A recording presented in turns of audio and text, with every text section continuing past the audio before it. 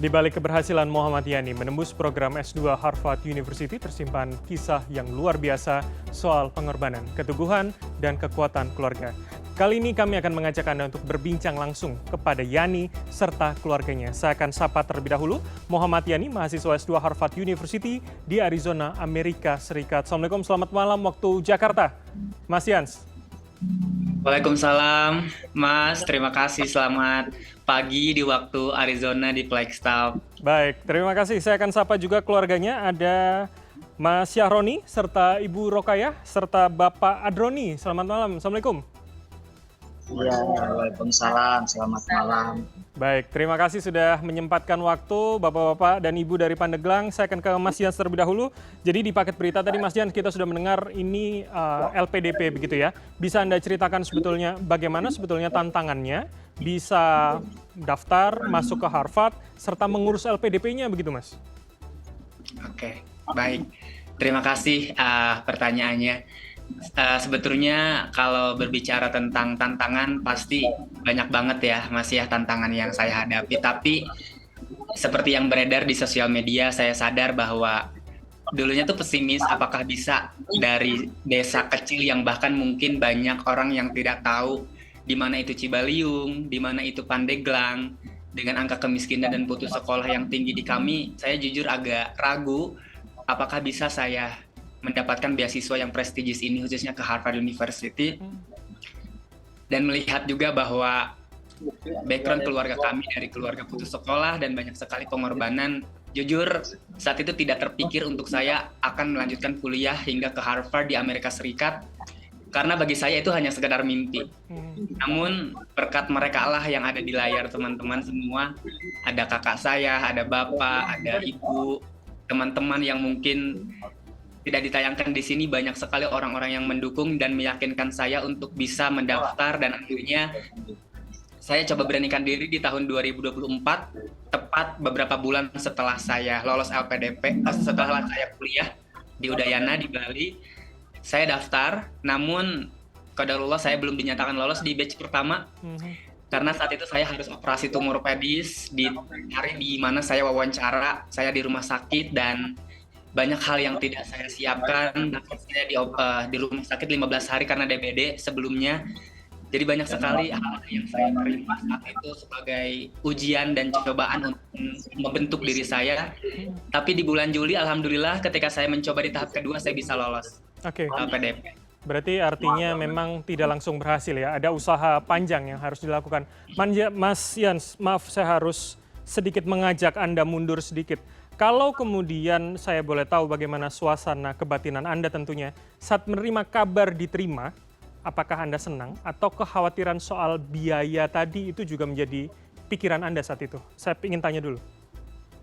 Ya, jujur pertama yang kali muncul di pikiran saya ketika saya lolos, karena saat itu saya lagi di Depok, lagi di UI mengikuti program dari LPDP, saya langsung melihat keluarga saya di depan pengumuman itu, dan saya langsung menangis karena bahagia, karena ternyata seorang anak pedagang nasi goreng di pinggir jalan di Sukajadi, di Cibaliung, bisa membuktikan bahwa lolos di Harvard.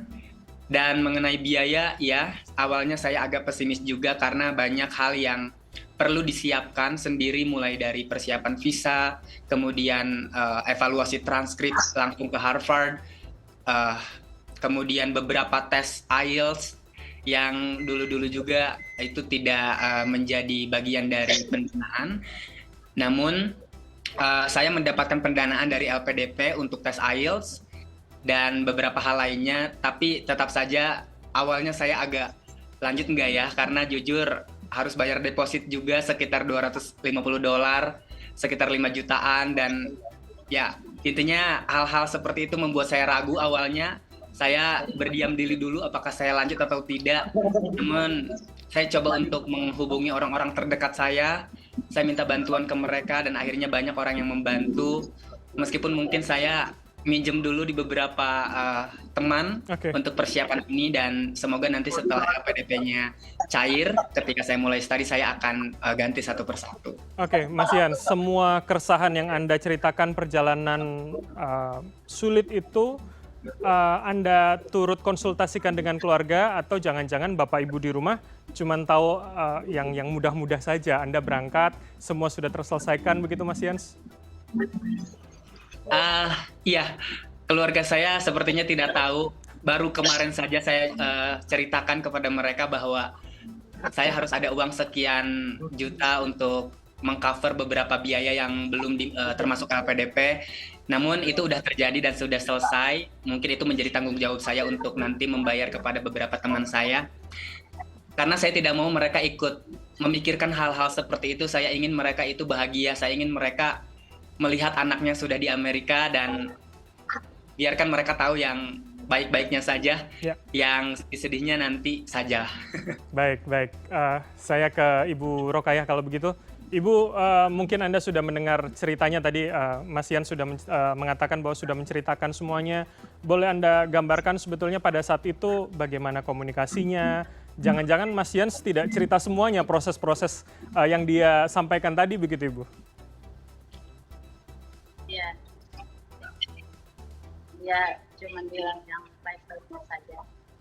Jadi bisa mengatakan. Soalnya dia nggak mau orang tuanya itu ikut ikut prihatin gitu. Dan seorang orang tua cuma bisa mendoakan yang terbaik buat anaknya. Oke, Bu Rokayah, apa support yang saat itu bisa Anda berikan walaupun itu tentu kabar gembira untuk keluarga bahwa Mas Yans akhirnya bisa ke Amerika untuk melanjutkan studinya begitu Ibu? Mana Pak? Dukungannya, baik, dukungannya seperti apa Ibu Rokayah? Keluarga saat itu menemani, terus menemani proses pada saat sudah diterima, mengurus visa dan semua keperluan lain begitu sampai akhirnya berangkat. Ya, saya sih mendukung cuma bisa turun uang, nggak bisa bantu apa-apa ya. Soalnya saya nggak sekolah gitu, nggak ngerti Pak.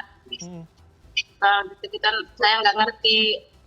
Terus masalahin aja ke anak gitu, gimana baiknya, gimana anak aja gitu Pak. Ya. Saya cuma butuh doang. Berdoa kirim. Oke, Ibu Rokayah, saya harus menanyakan ini ke Anda.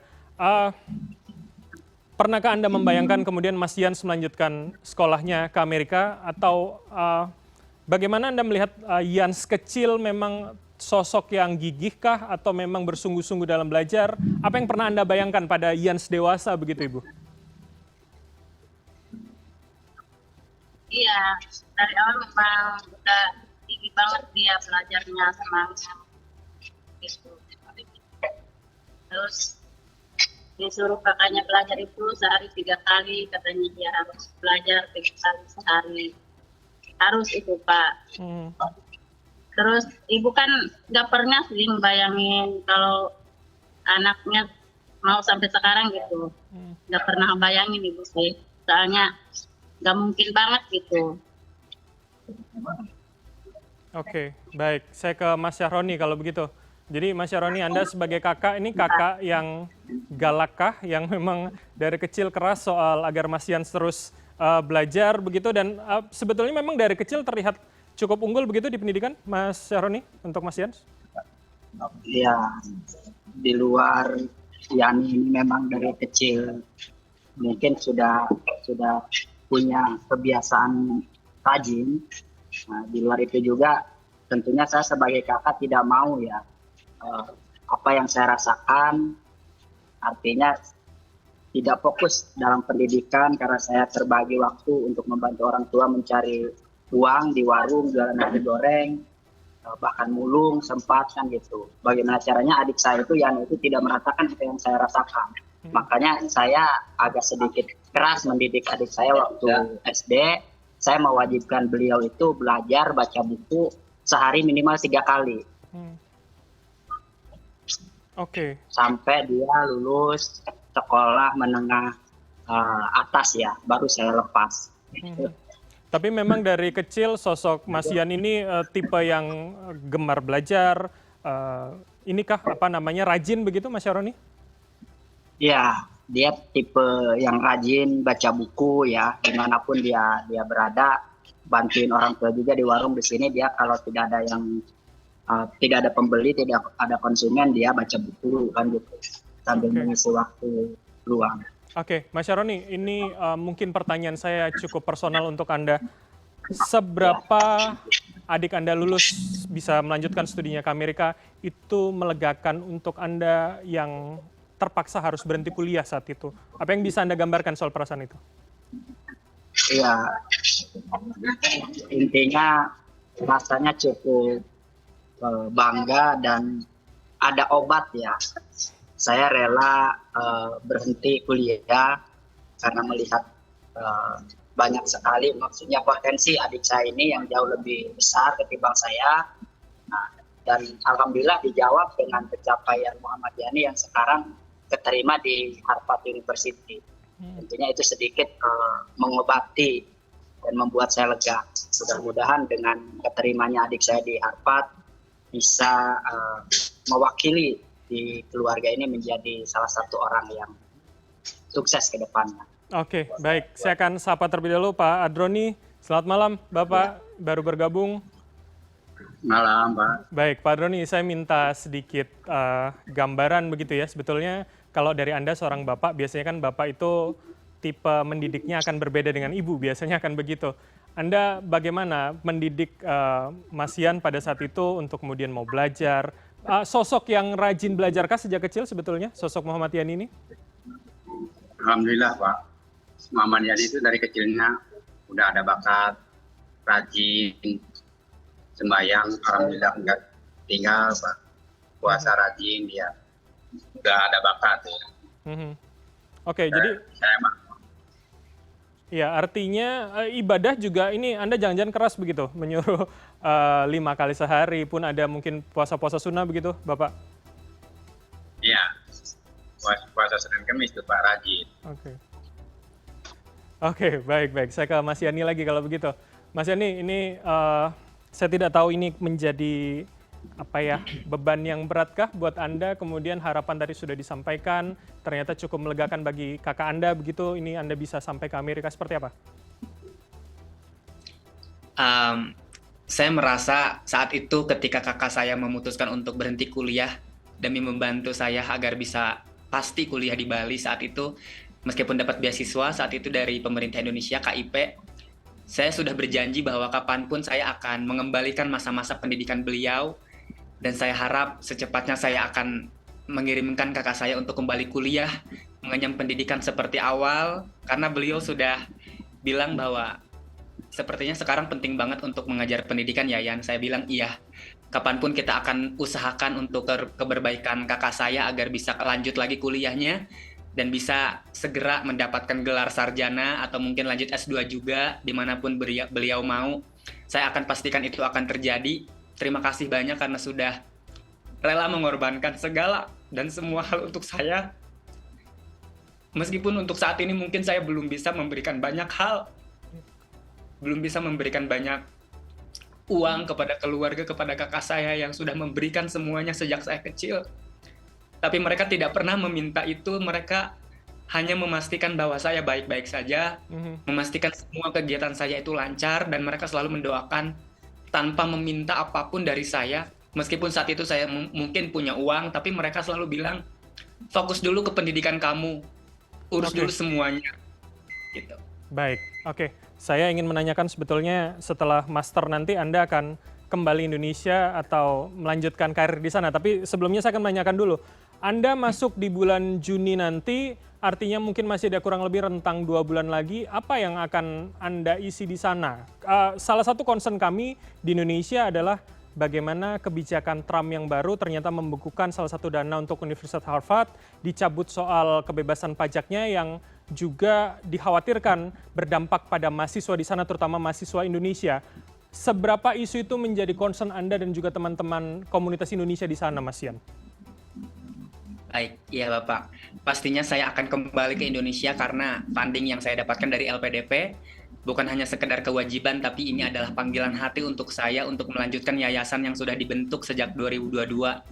agar memastikan bahwa anak-anak di Cibaliung, Pak, khususnya umumnya anak-anak di Indonesia, saya harap bisa bermimpi, can dream without constraints, mereka bisa mencapai mimpi-mimpi mereka di tengah-tengah keterbatasan yang mungkin mereka miliki.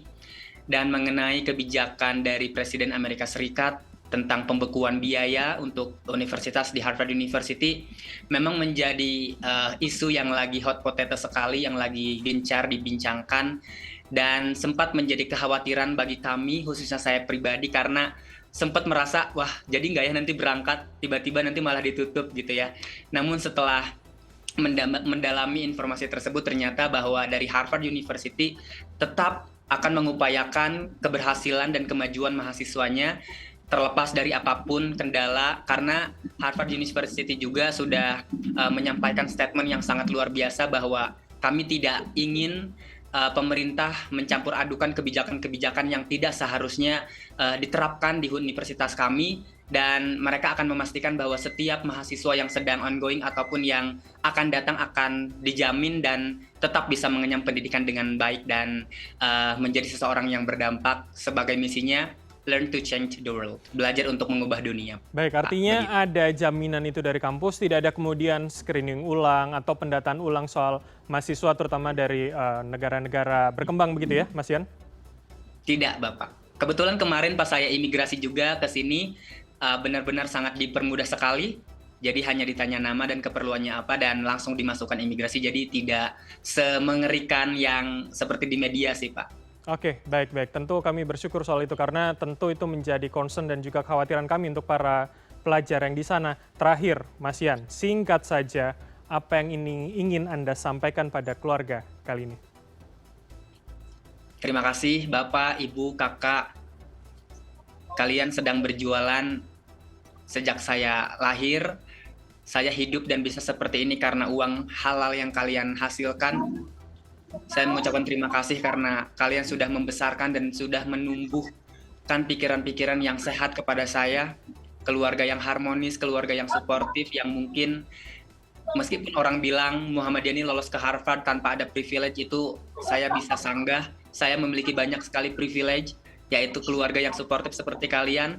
Saya mohon doanya dimanapun saya berada, semoga ini menjadi hal-hal yang menjadikan keluarga kita keluarga yang lebih baik dan segera kita bisa memberikan hal-hal baik juga kepada masyarakat di sekitar kita. Karena jujur jiwa sosial saya turun dari ibu bapak saya, Pak.